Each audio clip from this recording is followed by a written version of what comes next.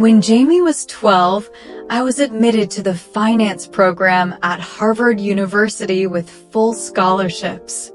A new life full of hope lay ahead, filling me with boundless anticipation.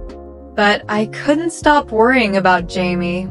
Living with our mom, a woman as unreliable as the wind, meant even basic needs like 3 meals a day weren't even guaranteed. Jamie had just started middle school, still a chubby kid who hadn't hit puberty yet, but he spoke with the maturity of an adult. "Sis, don't worry about me," he said, his voice steady.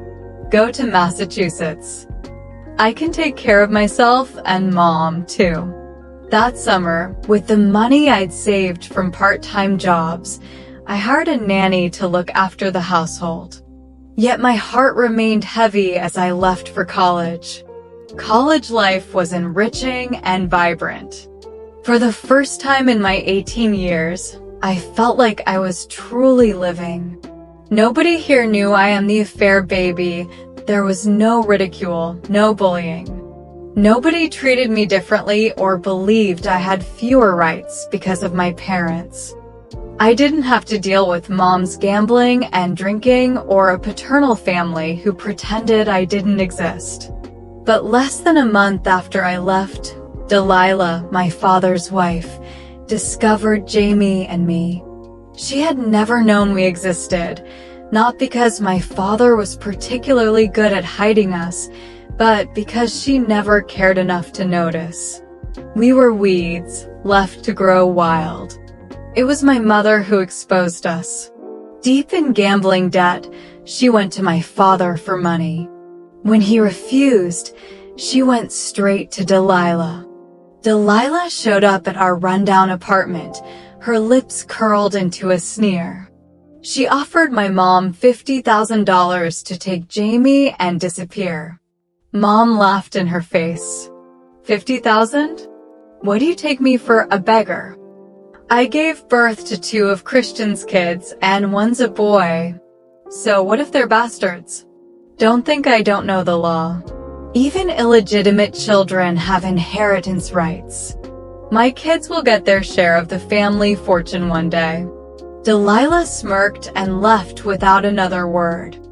I don't know how she confronted my father afterward, but the next time she came, her offer had risen to $500,000 on the condition that Jamie would live with her and my mother would relinquish all parental rights. My mom, cornered by her creditors, saw the money and her eyes lit up. By the time I learned what had happened and tried to stop it, it was too late. Jamie had been taken to live with Delilah and my father. I called my mom, furious. "Jamie is only 12. How could you send him to live in a house where he'll always be an outsider? Don't you understand how Delilah might treat him?" My mom, now debt-free, replied nonchalantly, "Why wouldn't she treat him well? Jamie is your father's son, which means they come in a package together. If she had a problem with being a stepmother or with his infidelity, she'd have divorced him. Your brother is living the high life now, big house, people tending to him. Don't be jealous just because your father wanted a boy. Once your brother settles in, we'll all benefit. He'll take care of his sister once he's rich, won't he?" I snapped, "Bring Jamie back.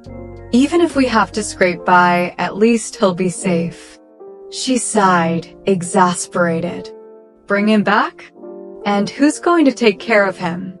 You? Don't ruin his future.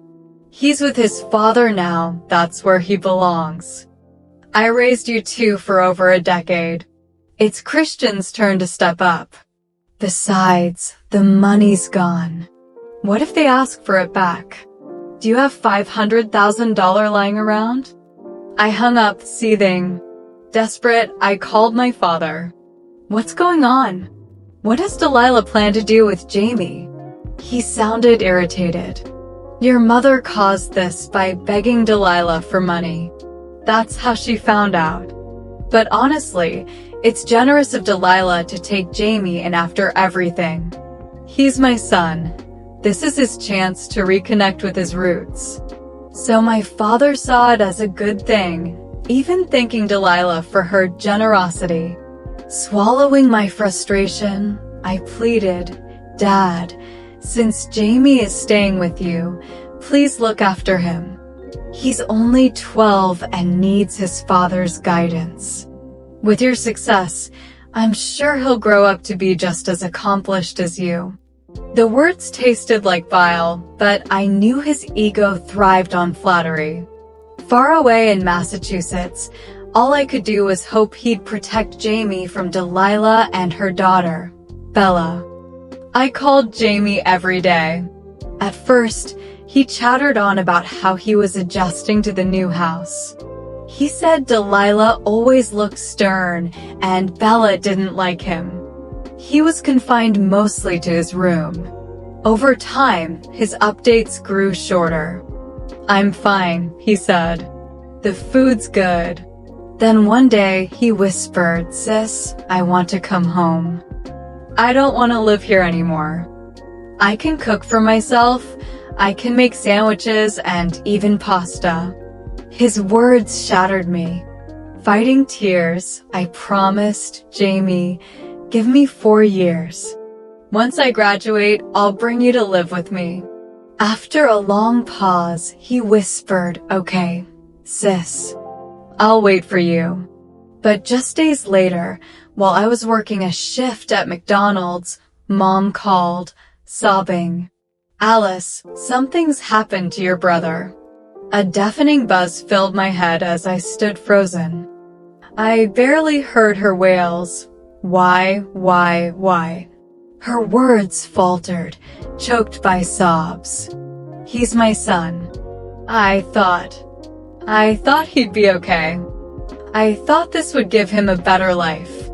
My son didn't even get to enjoy his life and his fortune, and now he's gone." It took me minutes to process what she was saying. Jamie had eaten a macaron at my father's house. He'd suffered a severe allergic reaction and died. I was paralyzed.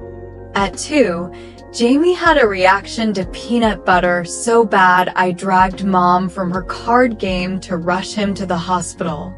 The doctor warned us his nut allergy was life-threatening. Both my parents knew this. I had drilled it into Jamie, and he'd been careful ever since. As he grew older, he could tolerate small exposures, but I couldn't fathom how much he'd eaten for it to be fatal.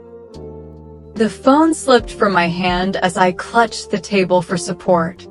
Pain surged from my chest, consuming my entire being. The little brother who comforted me during thunderstorms, who promised to wait for me, was gone before I could bring him home.